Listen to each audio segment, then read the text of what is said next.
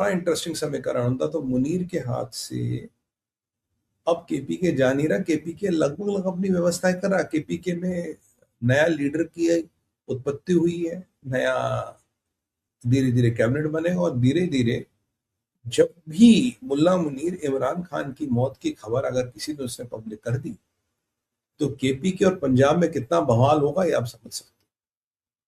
तो ऑलरेडी फजलुर रहमान के लेवल पे अफगानिस्तान से रिलेशन अच्छे बनाए जा रहे हैं। हो सकता है वो भारत को भी अप्रोच करे। मैं तो भारत को अप्रोच करे, हमें उससे अच्छे रिलेशन रखने चाहिए,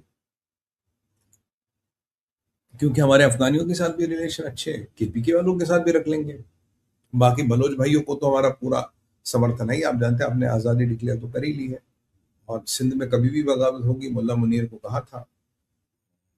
पीओजे के को तो इतना बवाल है, इतना बवाल है, पीओजे के वाले तो आपके ब्रसल्स ब्रसल्स में उन्होंने प्रोटेस्ट किया। ब्रसल्स ये यूरोप में प्रोटेस्ट होने लगे पीओजे को लेके। पाकिस्तान की ठक हुई पड़ी है कि यार अगर ये मामला फट गया तो होगा। पर ठीक है, कोई पाकिस्तानियों का डर लगना अच्छी बात है, डर लगना चाहिए इनको। पीओजे का मसला भी फट रहा, पूरा हर चांद से सिस्टम फट रहा, और इनको यही फजलुर रहमान ने कहा था पीओजे का मॉडल अगर हर प्रोविंस में रेप्लिकेट हो गया, मौलाना साहब तुम करोगे क्या, मुल्ला मुनीर तू करेगा क्या। अब ठीक है भैया, जो पाकिस्तान में होना होगा, और पाकिस्तान लड़ नहीं सकता। पाकिस्तान की अर्थव्यवस्था वगैरह धजिया उड़ गई। अमेरिका ने आरोप लगा तुम्हारे यहाँ पारदर्शिता नहीं, अगला IMF का किस्त मिलेगी नहीं, और हमें तुम्हारी जरूरत। हमारे एक कहावत थी, चुनाव में कुछ हुआ नहीं, जा मैं तेरी बुआ नहीं। वो पाकिस्तान ईरान में कुछ हुआ नहीं, जा मैं तेरी बुआ नहीं, अमेरिका ने कहती मुझे जा। और ट्रंप के पास ऑलरेडी बहुत लग रहे जिनको वो सुलटा रहा। तो ये सब पाकिस्तान की कुंडली में और आपके ग्रह परिवर्तन हो रहा है, और अल्टीमेटली मुल्ला मुनीर के चक्कर में पाकिस्तान की और वाट लगी, जो बहुत बढ़िया, बहुत शानदार। अब जरा यहाँ इसराइलियों की बात कीजिए थोड़ी सी। इसराइल के मिलिट्री चीफ जनरल समीर ने कहा कि जो युद्ध है अच्छा जा रहा है। बोला, बोले युद्ध तो हो नहीं रहा, अच्छा कैसे जा रहा है। बोला ब्लॉकेड जो है वो बहुत अच्छे परिणाम दे रहा है, ईरान डेस्परेट हो रहा है, ईरान की सिट्टी पिट्टी होता है। तो blockade according to General Zameer is giving more results than bombing, क्योंकि ब्लॉकेड के कारण इनकी सिट्टी पिट्टी गुम हो गई साहब। इन्फ्लेशन आपका 310% क्रॉस कर गई है। अब खाने पीने के वादे हैं, दवाई पानी दवा दारू सबके वादे, कुछ नहीं मिल रहा।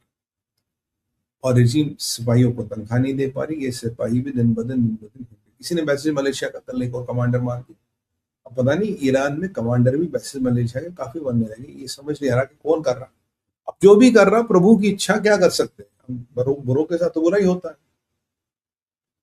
पर ईरान के यहां से जो खबर आ रही, ईरान कहता है कि हम एक लंबे युद्ध की तैयारी, हमें पता था अमेरिका के साथ जो युद्ध होगा वर्ल्ड वॉर 3 जैसा होगा।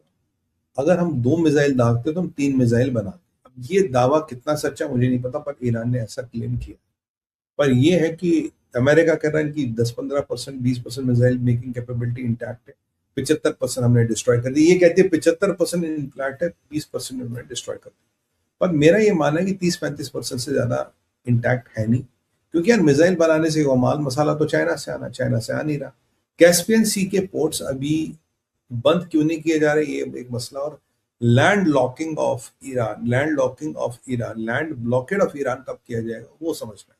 उसके लिए आपको पाकिस्तान को ठोकना पड़ेगा, पाकिस्तान के अंदर जा जाके ठोकना पड़ेगा लोग, तो ये भी उन्हें पता। और हार्डलाइनर आपके बिल्कुल चुस्त दरुदर से कुछ नहीं करेंगे। वर्ल्ड वॉर 3 हमारे पास मिसाइल है, हम सबको देख लेंगे, सबको देख लेंगे। हूती वहां से आपकी हूती बजा रहे हैं मिडल ईस्ट में। एक आध शिप पे, आज एक ईरान की शिप पे अमेरिका ने निरस्त कर दिया उसको। अब उम्मीद है कि ईरान हार्मोज पे किसी शिप पे हमला करेगा। वहां आपको ऑयल स्लिक बढ़ के आपके लगभग लगभग ओमान तक पहुंच गया।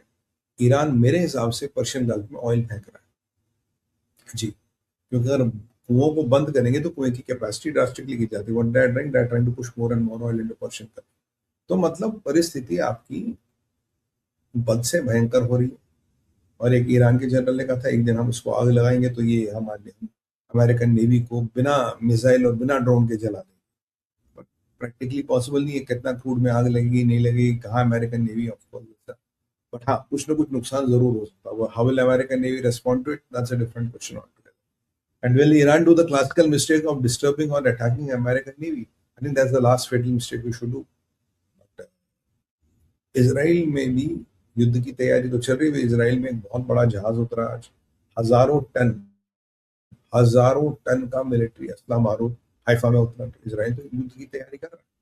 तो परिस्थितियां साहब काफी कॉम्प्लिकेट हो रही, काफी भयंकर हो रही, चीजें युद्ध की तरफ आती नजर आ रही है। कराची ने एक धमकी भी दी है, और उस धमकी का क्या अभिप्राय है, तुर्किया से भी कुछ इंटेलिजेंस आया है, उस इंटेलिजेंस का क्या अभिप्राय है। काफी सारी डेवलपमेंट्स हैं जो हो रही है। कुवैत से भी कुछ खबरें आ रही है, बहरीन से भी कुछ खबरें आ रही है, सऊदियों की नाराजगी भी दिख रही है, और यहाँ जॉर्डन चुपचाप बैठा, कतर चुपचाप बैठा। तो ये तूफान से पहले का सन्नाटा है। कुछ इन सब चीजों पे बात करने वाले हैं और आपसे बात करेंगे, बट वो होगी हमारी आपसे डिकोड पे 9 बजे करीब भारत विचार प्लस पे। आइएगा जरूर।